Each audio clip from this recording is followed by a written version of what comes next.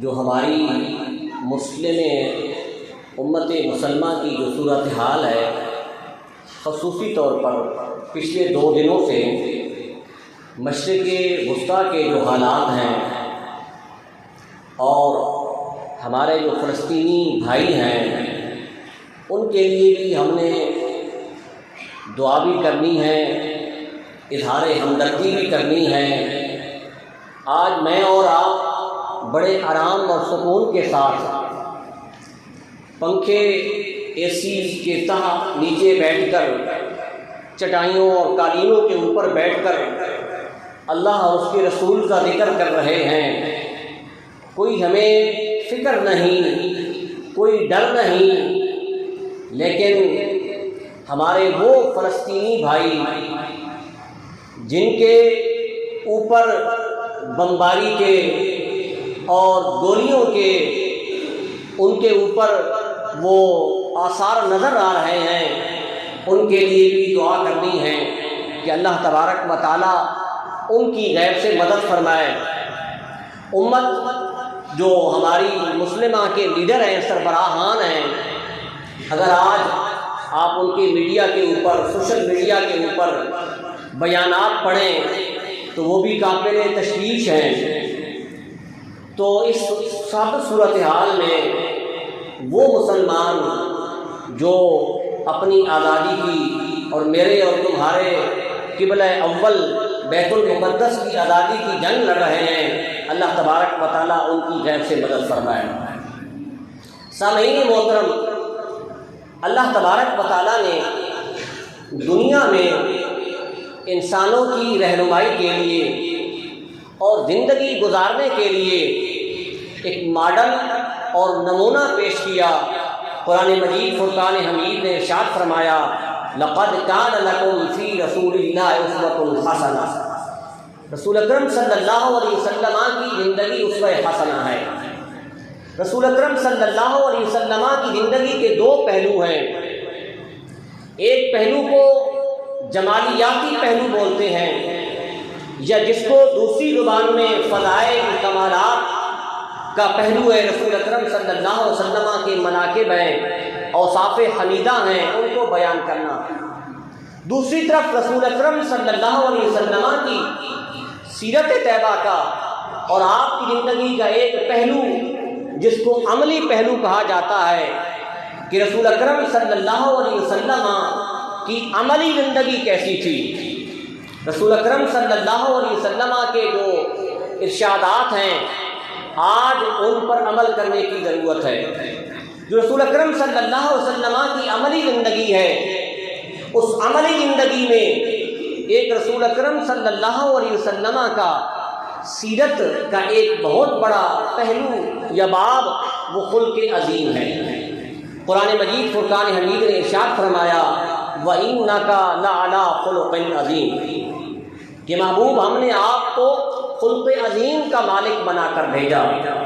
علماء کی محفل ہے، اس سے پہلے اگر آپ اس آیت سے پہلے کی جو آیات ہیں اس کا مطالعہ کریں تو قرآن مجید فرقان حمید کیا ارشاد فرماتا ہے، نون والقلم وما یسطرون ما انت بنعمت ربک بمجنون۔ ایک کافر بدبخت نے رسول اکرم صلی اللہ علیہ وسلم کو مجنون کہا تو اللہ تبارک و تعالیٰ نے رسول اکرم صلی اللہ علیہ وسلم کی شان میں کیا ارشاد فرمایا، والقلم، مجھے قسم ہے قلم کی۔ یہاں اللہ تبارک و تعالیٰ نے جو قسم اٹھائی ہے وہ قسم کسی کی تصدیق کے لیے نہیں، کسی کو اعتماد دلانے کے لیے نہیں، بلکہ رسول اکرم صلی اللہ علیہ وسلم کی شان اور عظمت کو بلند کرنے کے لیے اٹھائی کہ آپ اللہ کے فضل سے مجنون نہیں۔ اس کے بعد اللہ تبارک و تعالیٰ نے نبی کریم صلی اللہ علیہ وسلم کی صفت کو بیان کیا، وَإِنَّكَ لَعَلَىٰ خُلُقٍ عَظِيمٍ، کہ محبوب ہم نے آپ کو خلق عظیم کا مالک بنا کر بھیجا۔ خلق اخلاق کی جمع ہے۔ ہمارے یہاں ایک لفظ بولا جاتا ہے اخلاق۔ اخلاق لفظ نہیں ہے، اخلاق ہے۔ اخلاق اچھی عادات کو کہتے ہیں، اچھی اوصاف کو کہتے ہیں۔ رسالت، نعرہ تحقیق، نعرہ حیدری، نعرہ غوثیہ، علماء اہل سنت۔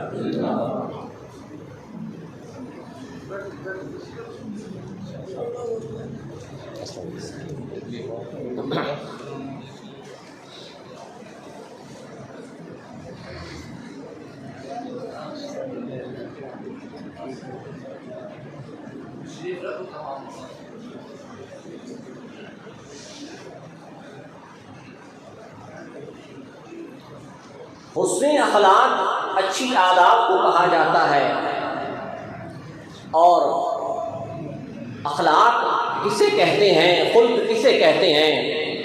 خلق اس صفت کو، اس عادت کو، اس فعل کو کہا جاتا ہے جس عادت اور جس فعل میں تصنع نہ ہو، جس عادت اور جس فعل میں بناوٹ نہ ہو، وہ عادت کبھی ہو کبھی نہ ہو، اس کو خلق نہیں کہا جاتا۔ رسول اکرم صلی اللہ علیہ وسلم کے حسن اخلاق کا اگر مطالعہ کیا جائے، اگر آپ صادق تھے تو بچپن میں بھی صادق تھے، جوانی میں بھی صادق تھے، اور آخری زندگی کے لمحات میں بھی صادق تھے۔ رسول اکرم صلی اللہ علیہ وسلم کے اخلاق کا اگر مطالعہ کیا جائے تو معلوم ہوتا ہے کہ بچپن میں بھی رسول اکرم صلی اللہ علیہ وسلم وعدہ پورا کرنے والے تھے۔ جو عادت آپ کے بچپن میں پائی جاتی تھی، وہی عادت آپ کی آخری عمر میں بھی پائی جاتی ہے، یہ خلق ہے۔ پھر اللہ تبارک و تعالیٰ نے آپ کو خلق عظیم کہا۔ حضرت عائشہ صدیقہ کی آپ نے وہ مشہور حدیث مبارکہ سنی ہوئی ہے کہ وہ فرماتی ہیں کہ کان خلقہ القرآن، آپ رسول اکرم صلی اللہ علیہ وسلم جو ہیں قرآن کی عملی تفسیر ہیں۔ اس سے آگے ایک امام مناوی کی بات میں کرنا چاہتا ہوں۔ امام مناوی نے لکھا ہے کہ حضرت عائشہ صدیقہ رضی اللہ تعالیٰ عنہ کی اس حدیث کی جو تشریح ہے، تفسیر ہے، وہ کچھ یوں ہے کہ اللہ تبارک و تعالیٰ کی جو عادات ہیں، مثلا اللہ تبارک و تعالیٰ رحیم ہے، رحمان ہے، اللہ تبارک و تعالیٰ کریم ہے، اللہ تبارک و تعالیٰ جو ہے وہ صادق ہے، یہ عالم ہے، یہ اللہ تبارک و تعالیٰ کی جو صفات تھیں وہ اللہ تبارک و تعالیٰ کی سب صفات رسول اکرم صلی اللہ علیہ وسلم کی زندگی میں نظر آتی ہیں۔ ایک طرف حضرت عائشہ فرماتی ہیں کہ کانا خلقہ القرآن، امام مناوی کہتے ہیں کہ اللہ کی جو عادات ہیں وہ سب کی سب رسول اکرم صلی اللہ علیہ وسلم کے اندر پائی جاتی ہیں۔ یہی وجہ ہے کہ ابن عربی نے لکھا ہے کہ ان اللہ خلقہ حیا عالما کریما، کہ اللہ تبارک و تعالیٰ نے آپ کو حی بنا کر بھیجا ہے، آپ کو کریم بنا کر بھیجا ہے، آپ کو عالم بنا کر بھیجا ہے۔ وہ صفات جو اللہ کی ہیں وہ آپ کے اندر سب کی سب نظر آتی ہیں۔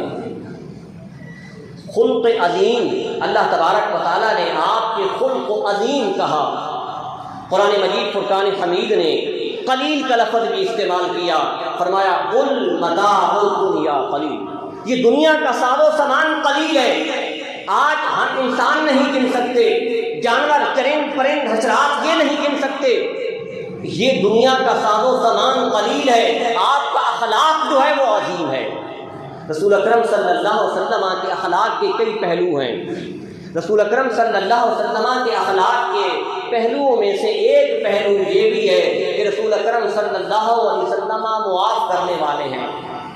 آج ہمارے اندر برداشت ختم ہو گئی ہے۔ آج اگر آپ مطالعہ کریں سوسائٹی کا، ماحول کا مطالعہ کریں، بین الممالک جو تعلقات ہیں اس کا مطالعہ کریں، صرف یہی نہیں، اگر آپ ایک خاص علماء کے ایک طبقے کا، ایک مسلک کے علماء کا بھی اگر ان کے حالات کا مطالعہ کریں تو علماء کے درمیان بھی جو اختلاف ہے وہ جنگ و جدل تک پہنچ گئے ہیں۔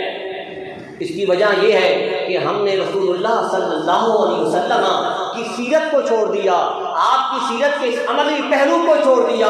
رسول اکرم صلی اللہ علیہ وسلم مسجد نبوی میں تشریف فرما ہے، ایک شخص آیا، عرابی تھا، دیہاتی تھا، اس نے مسجد نبوی کے اندر پیشاب کر دیا۔ صحابہ کرام غصے میں اس کو پکڑنے لگے، رسول اکرم صلی اللہ علیہ وسلم نے فرمایا اس کو چھوڑ دو۔ آپ نے اس کو سمجھایا پیار کے ساتھ۔ آج ہمارے اندر دیکھیں ایک دوسرے کو برداشت کرنے کا جو ہمارے اندر ایک پہلو تھا وہ ختم ہو گیا ہے۔ رسول اکرم صلی اللہ علیہ وسلم نے کس انداز میں تبلیغ کی ہے، افسوس کے ساتھ کہنا پڑتا ہے کہ آج ہم یہاں اسٹیج پر کھڑے ہو کر مبلغ اسلام، مبلغ یورپ، مبلغ پاکستان تو بنتے ہیں، لیکن رسول اکرم صلی اللہ علیہ وسلم کا جو تبلیغ کا انداز تھا ہم نے اس کو چھوڑ دیا ہے۔ ہم نے رسول اللہ صلی اللہ علیہ وسلم کی سیرت کا جو عملی پہلو ہے وہ نہیں بیان کرتے کہ رسول اللہ نے کس طرح تبلیغ کی ہے۔ رسول اللہ صلی اللہ علیہ وسلم نے، آپ کے صحابہ نے جب تبلیغ کی، جب آپ مبلغ بنے تو کیا یہ ساؤنڈ تھا جی؟ کیا یہ پنکھے تھے؟ کہ کیا یہ ایسا ماحول تھا؟ نہیں، رسول اللہ نے مکہ کی گلیوں میں جب تبلیغ کی، اوپر سے پتھر برسائے گئے، مکہ کی گلیوں میں گئے تو آپ کے راستے میں کانٹے بچھائے گئے، حرم کعبہ میں گئے آپ کے اوپر اوجڑی پھینکی گئی۔ یہی نہیں، رسول اکرم صلی اللہ علیہ وسلم کو زندگی کے خطرات بھی آپ کے سامنے تھے، قتل کے آپ کو اوپر جو ہے وہ حملے ہو رہے تھے۔ یہی نہیں، کسی نے رسول اللہ کو مجنون کہا، کسی نے شاعر کہا، کسی نے نعوذ باللہ آپ کو پاگل کہا۔ رسول اکرم صلی اللہ علیہ وسلم اپنے اس مشن سے پیچھے نہیں ہٹے۔ آپ طائف میں گئے، طائف والوں نے کیا سلوک کیا؟ تبلیغ کے لیے گئے، طائف والوں نے کیا سلوک کیا؟ رسول اکرم صلی اللہ علیہ وسلم پر پتھر پھینکے۔ پھر رسول اکرم صلی اللہ علیہ وسلم کی جو معاف کرنے کی جو آپ کے اندر یہ خصوصی صفت تھی اس کا بھی ملاحظہ کریں۔ جب فتح مکہ کے بعد طائف کا سردار عبد وہ آتا ہے رسول اللہ صلی اللہ علیہ وسلم کی بارگاہ میں اسلام قبول کرنے کے لیے، رسول اکرم صلی اللہ علیہ وسلم نے اس طائف کا سردار کا کھڑے ہو کر استقبال کیا اور اس کو معاف کر دیا۔ مکہ والوں نے آپ کے اوپر کیا کیا مظالم نہیں کیے، کیا کیا تکلیفیں آپ کو نہیں دی۔ رسول اکرم صلی اللہ علیہ وسلم نے جو مکہ والوں کے ساتھ سلوک کیا، فتح مکہ کے موقع پر علماء کی محفل ہے، یہ سب جانتے ہیں واقعات ہی۔ رسول اکرم صلی اللہ علیہ وسلم نے اس دن مکہ والوں سے پوچھا کہ میں کیا کر سکتا ہوں تمہارے ساتھ۔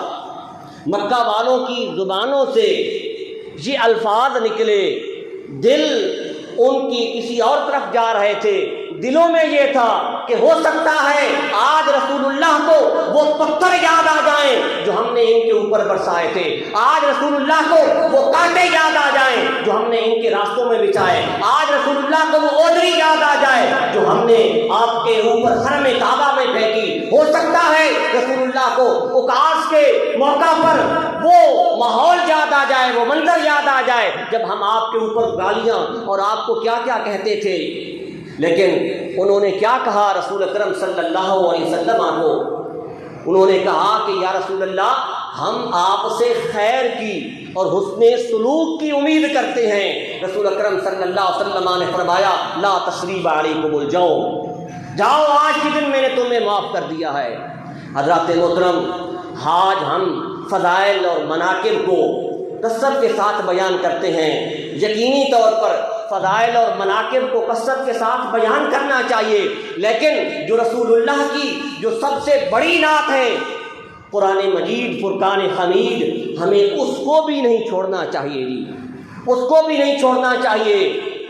آج جو ہمارے بچے قرآن مجید فرقان حمید پڑھ رہے ہیں یہ بھی رسول اللہ کی نعت ہے جی۔ یقینی طور پر یہ بچے پڑھنے والے اور پڑھانے والے عالم جو ہیں، قاری ہیں، یقینی طور پر یہ ہر وقت رسول اللہ کی نعت پڑھ رہے ہیں، رسول اللہ کے فضائل اور مناقب بیان کر رہے ہیں۔